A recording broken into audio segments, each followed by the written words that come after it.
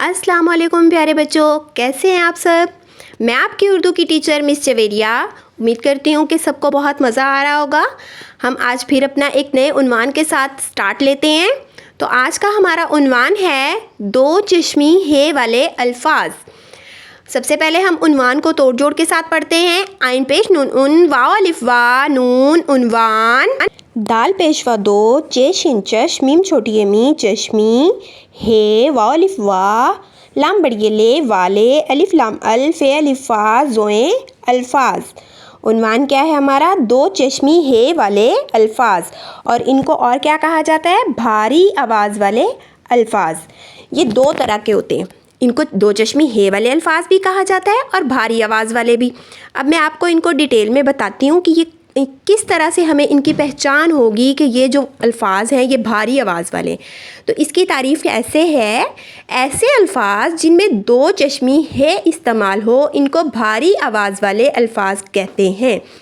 अब इनको दो तरह से बोलते हैं हम, दो चश्मी है वाले अल्फाज और भारी आवाज़ वाले। अब भारी आवाज़ वाले अल्फाज ये क्यों कहा जाता है इनको, तो बेटा हरूफ तहज्जी जो है वो सिंपल जब हरूफ तहज्जी होती है, जो सादा हरूफ तहज्जी हो तो वो बड़ा लाइट होती है। तो ये जब इसके साथ दो आँखों वाली है मिल जाती है तो इसकी साउंड जो है, इसकी आवाज़ वो बहुत भारी हो जाती है। तो इसलिए इनको भारी आवाज़ वाले अल्फाज भी कहा जाता है। अब ये देखें, आपके सामने तराजू बना हुआ है ना, और तो एक तराजू में दो आँखों वाले, दो चश्मी, चश्म आँख को भी कहा जाता है, तो दो आँखों वाली है वाले अल्फाज हैं। तो वो क्या है, झुका हुआ है, यानी उसमें वेट ज़्यादा है, तो वो क्या है, भारी अल्फाज। और दूसरी साइड पे सिंपल जो सादा सी हरूफ तहज्जी है वो वाले हैं। तो पलड़ा कौन सा भारी हुआ, भारी आवाज़ वाले हरूफ वाला। तो इसकी हम एग्जाम्पल कुछ इस तरह से समझते हैं, जैसे भे भेड़, फे फूल, थे थाली, ठे ठेला, खे खिड़की, घे घड़ी। ठीक है बेटे, इनमें जो क्या है साउंड भारी हो जाती है।